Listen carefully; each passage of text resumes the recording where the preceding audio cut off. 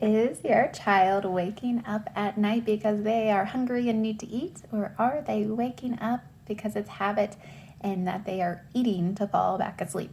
This is the most common conversation I have with parents that are trying to wean down those night feedings or drop them altogether, and it can be super, super tricky. So I first want to say is think about age. If you have a newborn, they are going to need it to eat at night. Okay, there's no way around it. It's just developmentally appropriate. Doesn't matter how much you feed them during the day; they need to eat often, and you're going to need to feed them at night. But once they hit that 3-4 month mark, they can go really long stretches, like 6 hours and plus. Some will even sleep through the night at that point.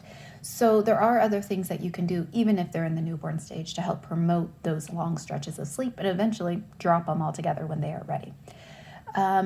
Before you go ahead and pull those night feedings or wean down, also talk to your pediatrician about the growth curve and their weight gain. You want to make sure that they're at a point where you're still feeding them appropriate amount at night. Your doctor will lead you in that conversation for sure. So it might be that they're ready to make it through the night without eating, or that they still need one or maybe even two feedings at night. So, how do you decide when your child wakes up if they are actually hungry or if they're just doing it out of habit?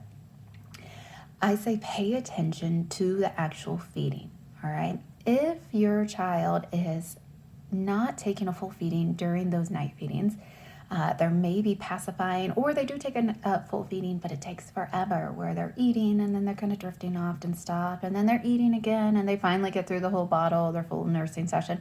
Chances are they weren't actually hungry. They're using that as a crutch to fall asleep again. Another thing to think about, if it's been less than 3 hours since they last ate, they're not waking because they're hungry. They go those stretches throughout the day. They can go that and longer at night.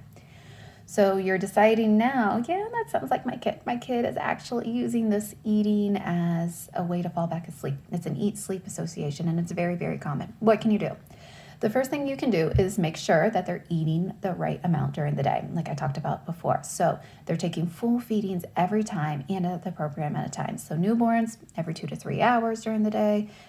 Once they're about 4 months or older, they can go 3 to 4 hours and so on. Pediatrician can help you there again. And that way they're getting their bellies full and the calories they need during the day to let them go long stretches at night. The other thing is to make sure there's a feeding in the bedtime routine and that it's not the last step.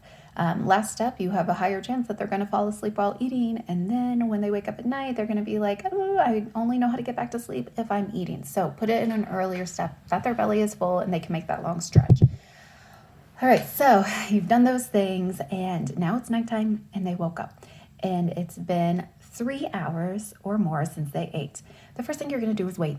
Wait 10 minutes, okay? I know that can seem like a long time, but it's something magical about that 10-minute mark where babies suddenly start to self-settle around that time and get themselves back to sleep. So you've waited 10 minutes. Your baby is still awake, okay? Then you can finally go and comfort them, tend to them. But instead of feeding them right on demand instantly, you're going to delay that feeding, okay? We're delaying that instant gratification. And you can do that by a simple diaper change, right? That delays it just by a few minutes. And then you can go ahead and start the feeding, whether you're breastfeeding or bottle feeding. You've got to keep them awake, alert, the whole feeding so that they're getting a full feed. That way, if they wake again in an hour, you know, oh, no, you just ate a full bottle or you just finished a full nursing session. You are not hungry again, right? So make sure you're keeping them awake, and that helps them break that sleep-eat association. So some tricks that you can do to keep them awake is using a wet washcloth on their face, undressing them down to their diaper so they're a little cooler, not having them in such a laying down, warm, snuggly position where it'd be easy to fall asleep. You might need to even stop the feeding altogether. Stop, sit them up, burp them, make them a little more alert, and then resume.